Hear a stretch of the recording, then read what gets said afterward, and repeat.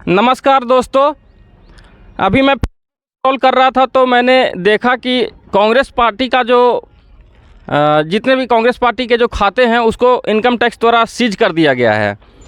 तो ये क्यों हुआ, इसकी मैंने जब पड़ताल की तो उसमें मैंने पाया कि कांग्रेस पार्टी का जो इनकम टैक्स जो भी पार्टियां भरती है उसका कुछ ये है, मतलब 100-200 करोड़ का मामला है, जिसमें कांग्रेस पार्टी शायद इनकम टैक्स विभाग को ही कह रहा है कि मुझे वापस चाहिए।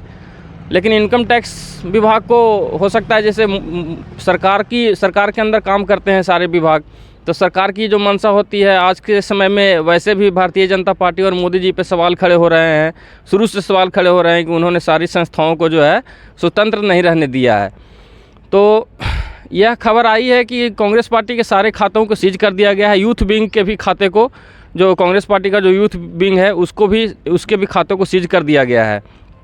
तो अभी भारत का मुख्य विपक्षी दल जो है कांग्रेस है, तो जब विपक्ष ही नहीं रहेगा, विपक्ष के पास पैसा ही नहीं रहेगा, उसके खाते को ही अगर सीज कर दिया जाएगा तो वो चुनाव कैसे लड़ेगा। तो ये तो लोकतंत्र के खात्मे की तरफ हमारा देश बढ़ रहा है।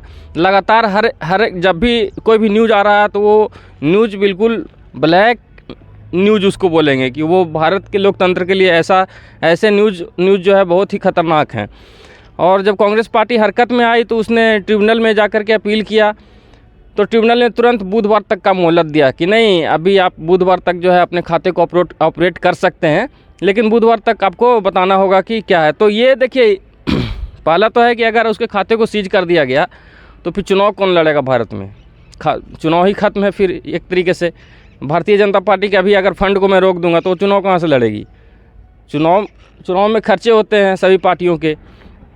तो मामला अभी सरकार बौखलाहट में है, क्योंकि अभी एक इलेक्टोरल बॉन्ड का भी मामला आ चुका है प्रकाश में, और मुझे ऐसा लग रहा है कि इलेक्टोरल बॉन्ड के मामले को दबाने के लिए जो है कि मतलब ये कार्रवाई की गई है कांग्रेस पार्टी पे एन वक्त पे। ये एक तरीके का ये मीडिया मैनेजमेंट भी है, जैसे लोगों के बीच में कल अखबारों में छपेंगे और न्यूज़ चैनलों पे ये सब जब चलेंगे तो लोगों को और अपने जो पार्टी के सदस्य होते हैं, भारतीय जनता पार्टी के जो सदस्य हैं, जो फैन फॉलोइंग्स है, कुछ लोग भक्त भी बोलते हैं उनको, तो इन लोगों को जो है कि एजेंडा मतलब मटेरियल चाहिए।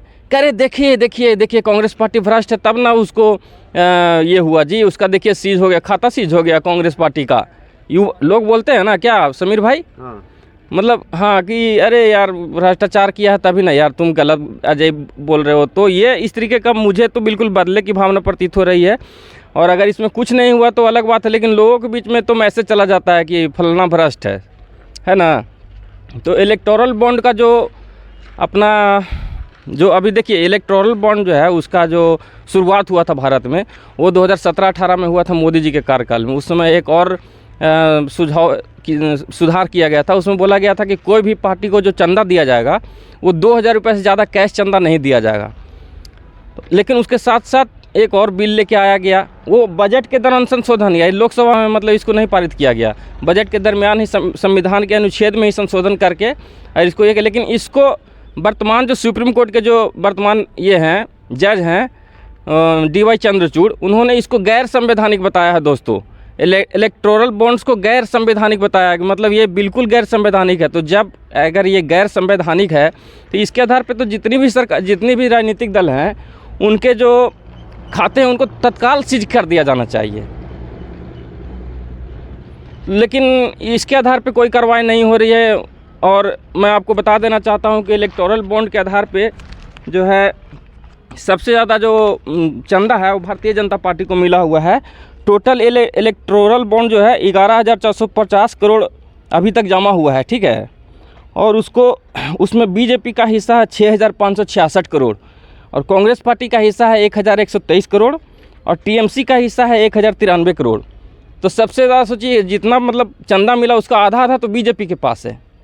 तो इस मामले को दबाने के लिए ऐसा किया जा रहा है। सोचिए, हमारे देश में ऐसे मतलब कानून सब में संशोधन किए जा रहे हैं ताकि चंदा ले। देखिए, इलेक्टोरल बॉन्ड जो है उसमें क्या होता है कि आपने पैसा दिया और फलाना पार्टी ने लिया तो इसको गुप्त रखा जाता है, पता नहीं चलेगा कि किसने दिया और किसने लिया। तो ये तो सही चीज़ नहीं ना है क्या समीर भाई? सही है ये? नहीं, गुप्त नहीं रहना चाहिए, सार्वजनिक होना चाहिए। हाँ, तो दोस्तों इस तरीके का जो मामला चल रहा है, और बुधवार तक का ये मोहलत दिया गया है।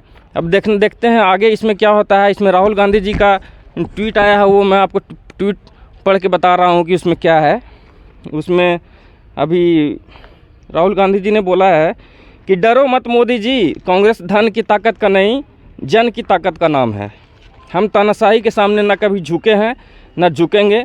भारत के लोकतंत्र की रक्षा के लिए हर कांग्रेस कार्यकर्ता जी जान से लड़ेगा। तो दोस्तों, अब आप लोग आकलन करिए कि इसमें कौन सही है, क्या गलत है, क्या सही है। हमारा काम तो सिर्फ आपके तक सूचनाओं को पहुंचाना है। तो धन्यवाद दोस्तों। Please like and support and subscribe.